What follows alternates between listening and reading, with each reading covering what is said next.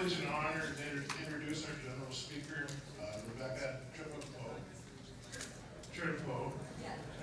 And believe me, you guys are in for a treat.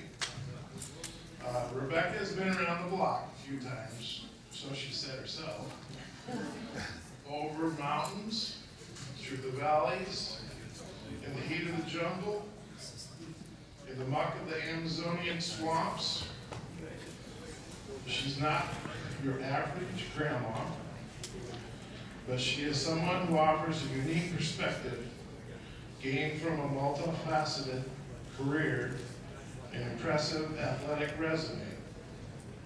Particular as a record-setting, multi-decade veteran of mind-boggling ultra-marathons and multi-day adventures. Rebekah has learned a lot about life through her career as a teacher, coach, and a 25-year stint as a cardiovascular perfumist.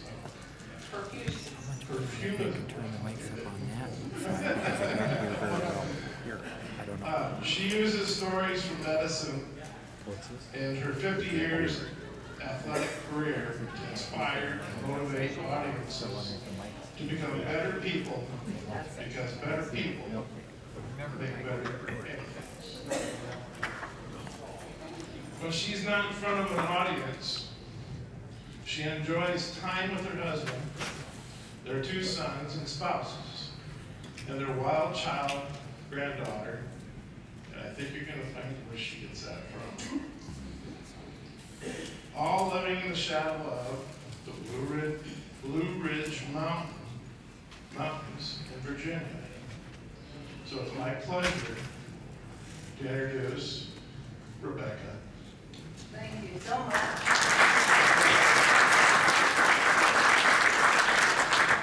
It is so good to be here with you. Randy and I connected, I think, last August. And so this has been in the plans for a long, long time, and I'm just absolutely thrilled or privileged to be here. I did learn one thing on the way.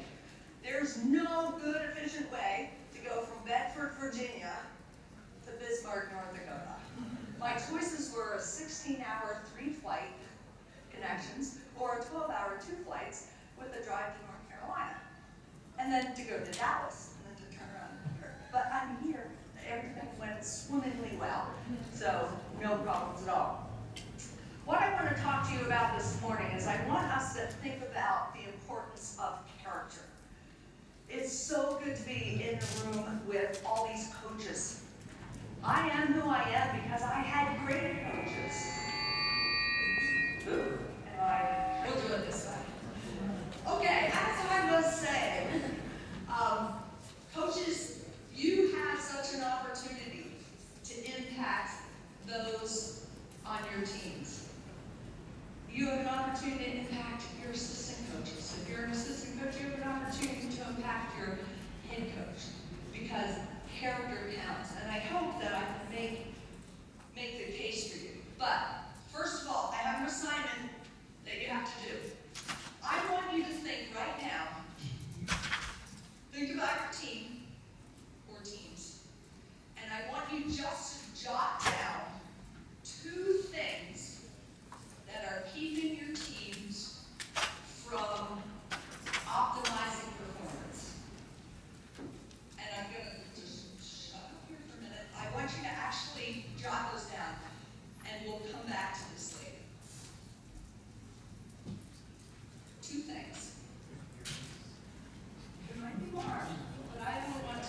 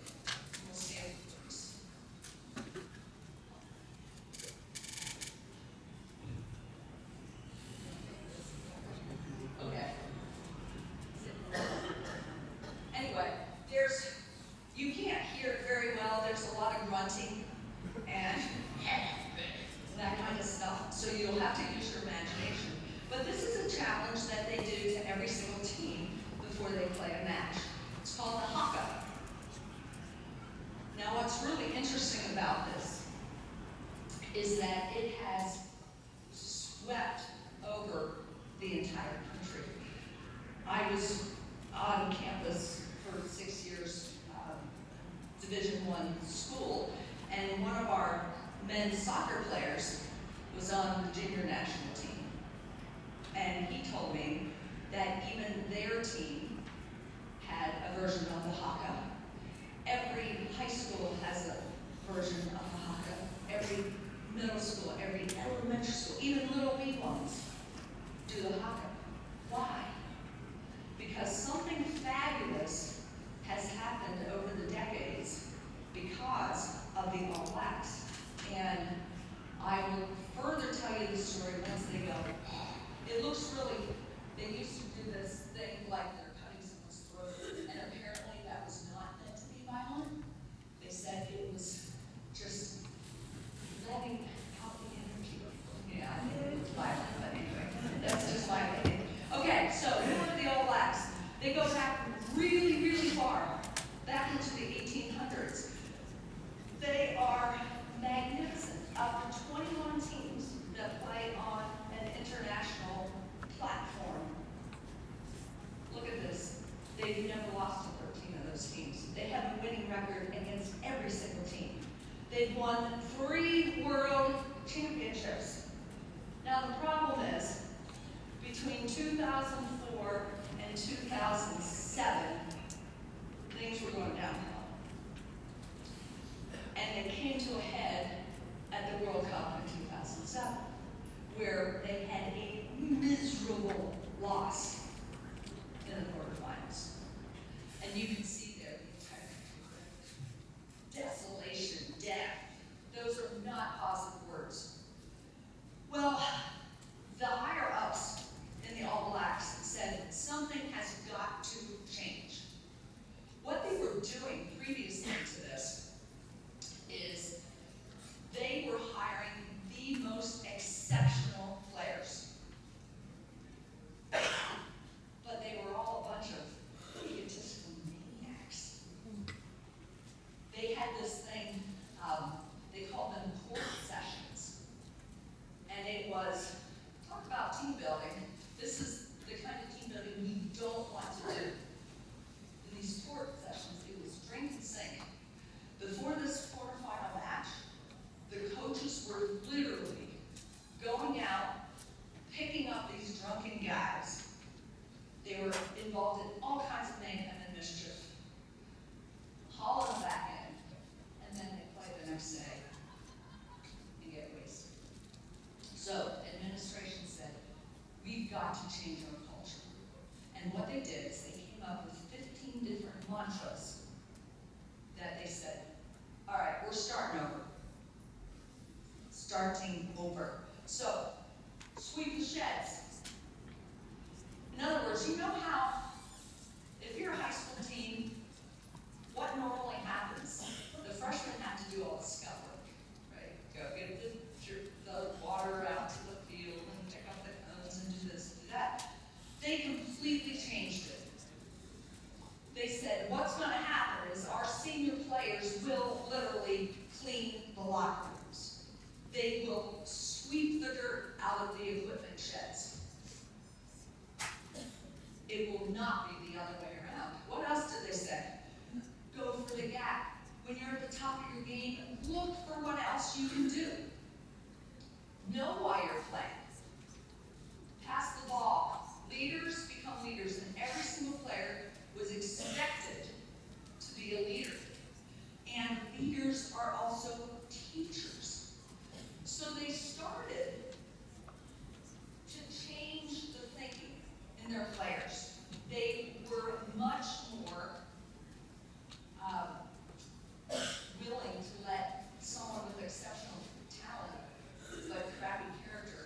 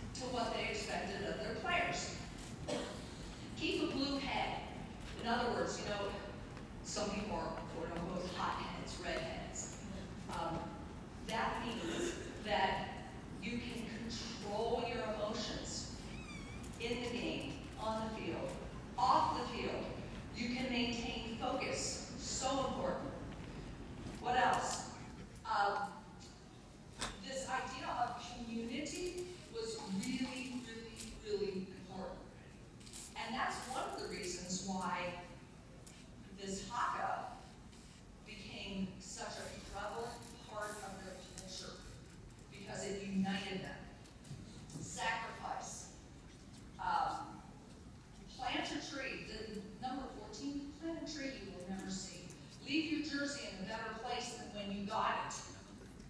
These are expectations, and anyone who doesn't live up to these 15 expectations are no longer part of the all-black team. And it filters, like I said, it is filtered all the way down to the little tiny tots in kindergarten. This is what they're being taught. So where do we go from here? Well, they decided that a better person makes a better all-black. And actually, if you want to read more about them, James Kerr wrote a book called Legacy. It has a black cover on it. Exceptional book. Was it written for athletics? No. It was written for the business world.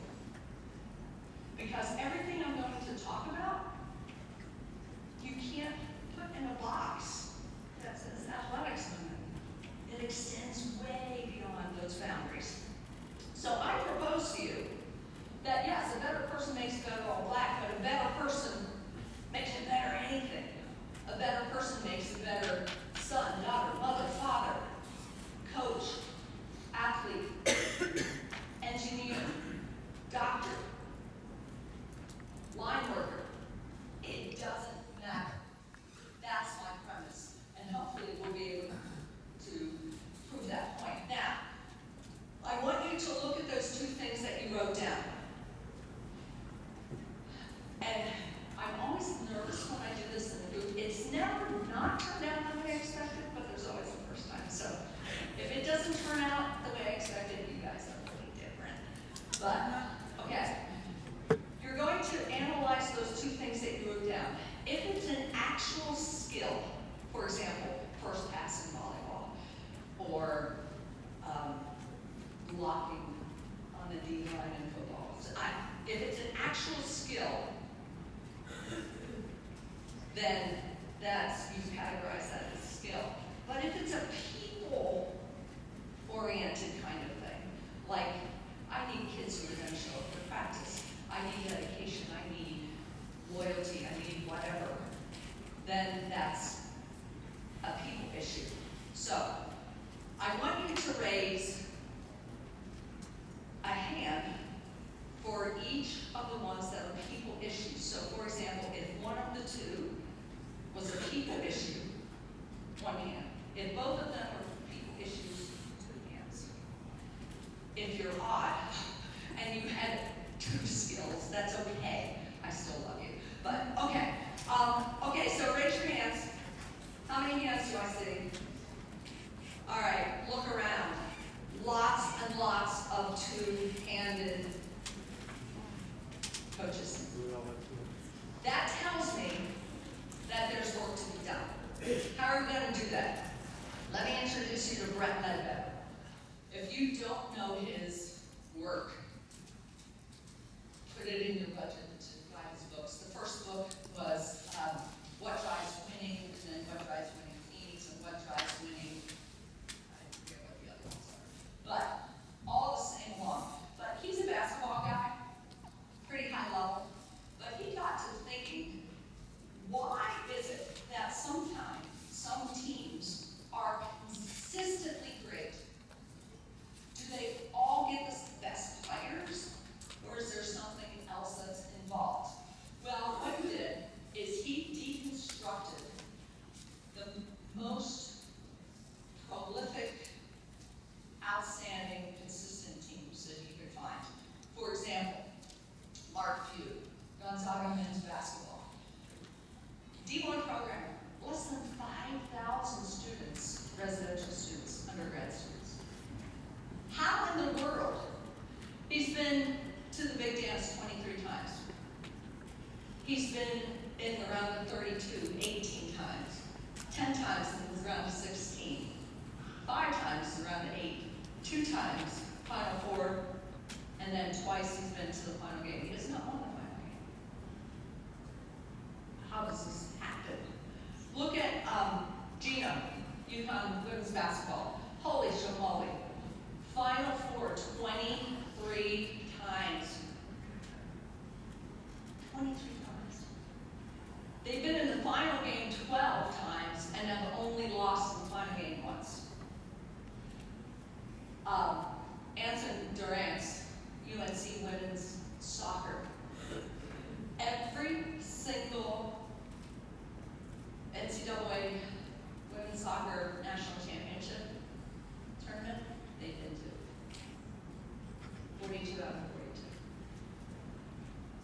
They've been champs 22 times.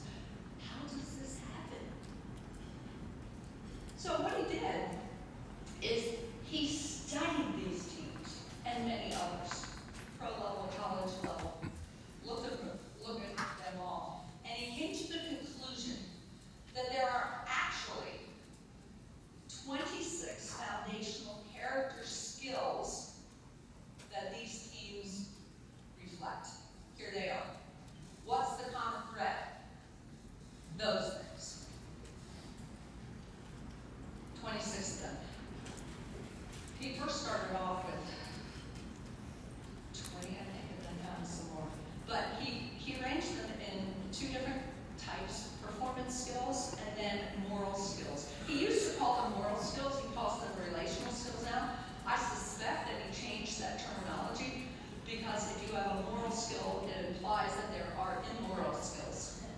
So my guess is that's why he changed it. But look at those things, and he wrote definitions. So as he studied more and more teams, the teams that were consistently successful displayed these character skills. The ones that really struggled did not display these characteristics. Now, here's an aside. I've worked with a lot of teams, whether they're athletic teams, business, a bunch of civil engineers, it doesn't matter. Any guesses which one, if I ask a team, what is the biggest issue as a team? You know what one of the ones that comes up all the time? Anyone want to take a guess looking at that list? Which one always shows up? Someone take a stab at it. You got a 1 in 26 chance of answering it correctly. Oh, almost. Trustworthy, it's actually trust-related. That's the hardest thing. And think about it, particularly in this room. I bet we have more type A's than anything else. Is it difficult to trust someone else to do the job correctly? No, we'd rather do it ourselves, right? It doesn't matter what kind of team I'm working with, trust willing almost always shows up as one of the biggest problems. But this is great, you know, humble. Who would not want a kid who's doesn't take all the credit for themselves, who you can depend on, who is disciplined, who is motivated? All right, now let's do a little experiment here. I want you to have in your mind right now someone you really admire. It might be a coach, a teacher, a boss, a colleague, it doesn't matter. Someone you really, really admire. Then I'm going to put up the next slide, the slide of 26 things, and just mentally go through that list and count how many of the 26 skills. And let me throw in here, I'm not calling them character traits. If you have blue eyes, that's a trait, you can't change it. But if it's a character skill, you can improve it. All right? So, I want you to count up, and I will start up here if I can. It's hard for me to get by. But go through the list. Think of the person that you really, really admire. And in a minute or so, I'm going to ask you for that number. It'll be somewhere between 0 and 26. Okay?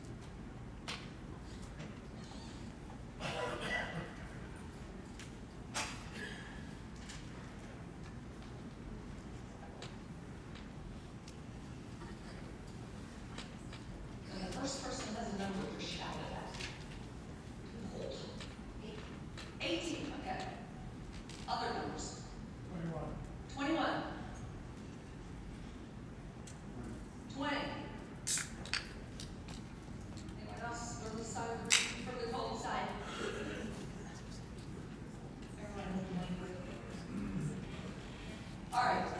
Should I assume, or can I assume correctly, that they're all pretty high numbers? Normally, we get numbers in the 20s somewhere. Okay, so there's always that one person. Let's do the reverse. Think of someone that you are not a fan of. Someone that is really hard to respect. I'm going to put the list up again. And I want you to count to the list and give me a number. Got it? Okay, let's go. Start counting.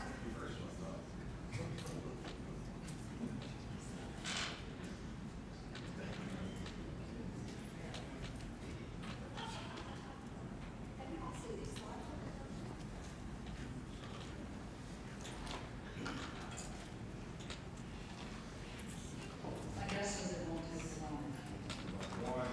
One. Thank you. Any other numbers? Zero. Oh, wow, that person. I hope you never seen her again.